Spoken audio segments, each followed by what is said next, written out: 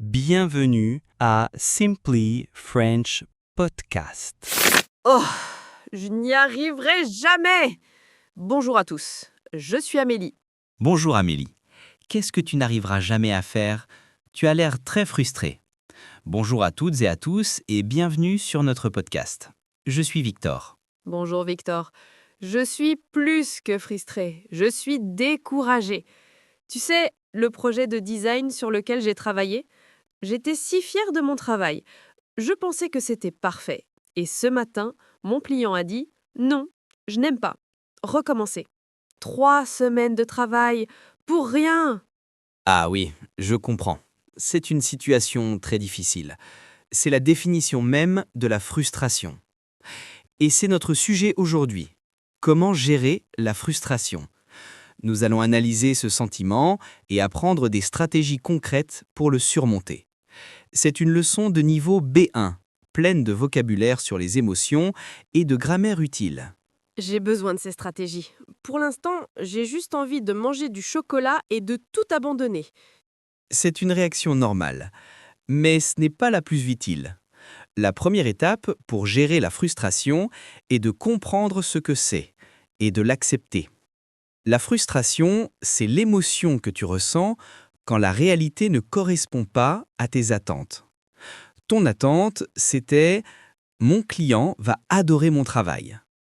La réalité, c'est « mon client a rejeté ton travail ». L'espace entre les deux, c'est la frustration. Oui, c'est exactement ça. C'est un mélange de déception et de colère. Je suis déçue parce que j'ai échoué et je suis en colère parce que ce n'est pas juste. Et c'est normal de ressentir ça.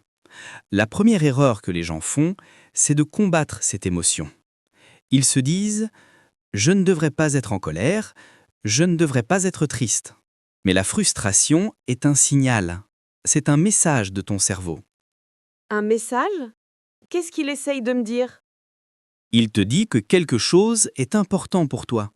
Tu n'es pas frustré par les choses qui ne t'intéressent pas. Tu es frustré parce que ce projet était important pour toi. C'est vrai. Si je n'aimais pas mon travail, je m'en ficherais. Donc, la frustration n'est pas complètement négative.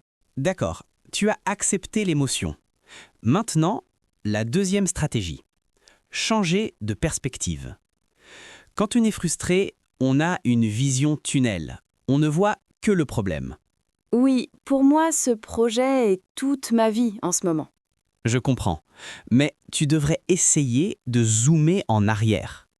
Tu pourrais te poser cette question. Est-ce que ce problème sera encore important dans 1 an ou dans 5 ans? Dans 5 ans?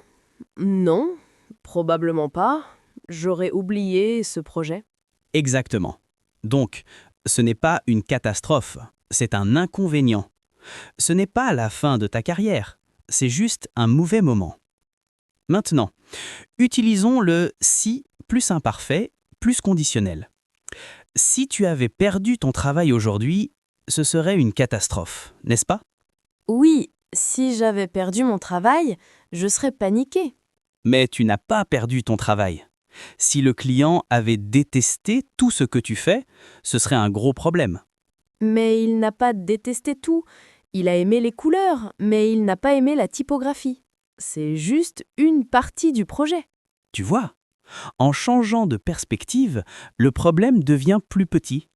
Ce n'est pas « tout est nul », c'est « une partie doit être changée ». Autre frustration, tu es bloqué dans un embouteillage. Je déteste ça. Je vais être en retard. Change de perspective. Si tu avais un accident, ce serait grave. Mais tu es juste en retard. D'accord. Si j'avais un accident, ce serait terrible. Là, je suis juste assise. Je pourrais écouter un podcast? Pensez à votre frustration actuelle. Est-ce vraiment une catastrophe ou juste un inconvénient? La frustration, Amélie, c'est de l'énergie. Quand tu es frustré, ton corps est prêt à agir. Le problème, c'est que cette énergie est bloquée. Oui, je veux frapper mon ordinateur. Ne fais pas ça. Il y a une meilleure solution. Il faut que tu utilises, subjonctif, cette énergie pour faire une action positive. La frustration disparaît quand on commence à agir. Mais je ne veux pas agir. Je veux recommencer tout le projet. C'est trop grand. Je suis démotivée. C'est parce que tu regardes encore la montagne. Nous allons utiliser la règle des 5 minutes. Tu n'as pas besoin de refaire tout le projet. Tu as juste besoin de travailler dessus pendant 5 minutes. 5 minutes? Ça ne sert à rien. Au contraire, commencer est la partie la plus difficile. Si tu te disais « je dois travailler 3 heures », tu procrastinerais. Mais si tu te disais « je vais juste ouvrir le fichier et changer une police de caractère », tu pourrais le faire. Et souvent, après 5 minutes, l'énergie change. L'action crée la motivation. D'accord. Donc, pour mon projet, je pourrais juste ouvrir le fichier et je pourrais juste chercher une nouvelle typographie. Juste ça. Exactement. Un tout petit pas. Je switch au futur. Qu'est-ce que tu vas faire cet après-midi? Cet après-midi, après notre podcast, je vais prendre une grande tasse de thé. Ensuite, je vais mettre un minuteur pour 10 minutes. Et je vais juste chercher de nouvelles idées de typographie. C'est tout. C'est un plan parfait. Tu vas transformer ta frustration en action. Et voilà, nous avons maintenant un système complet pour gérer la frustration. C'est le moment de la grande révision finale. D'accord, le résumé. D'accord. Stratégie 1. Quand tu ressens la frustration, que dois-tu faire en premier? D'abord, il faut que j'accepte l'émotion. C'est normal d'être frustré. Parfait. Deuxièmement, la perspective. Quelles questions devrais-tu te poser? Je devrais me demander, est-ce que ce sera important dans 5 ans? Si j'avais perdu mon travail, ce serait grave, mais ce n'est qu'un projet. Excellent. Et troisièmement, l'action. Que vas-tu faire avec cette énergie? Je vais faire un tout petit pas. J'utiliserai la règle des 5 minutes pour recommencer.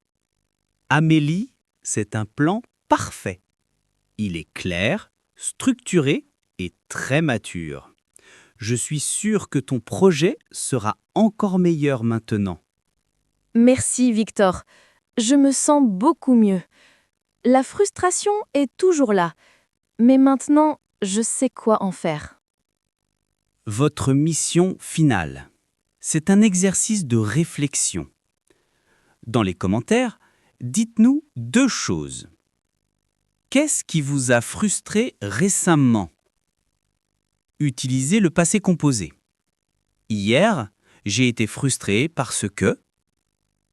Quelle petite action de 5 minutes allez-vous faire pour avancer? Utilisez le futur proche. On a hâte de lire vos histoires et vos plans d'action. Merci beaucoup pour cette leçon, Victor.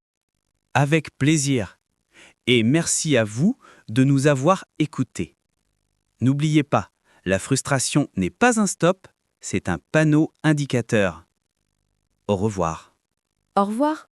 Et pour finir, Victor pose un humming très lent.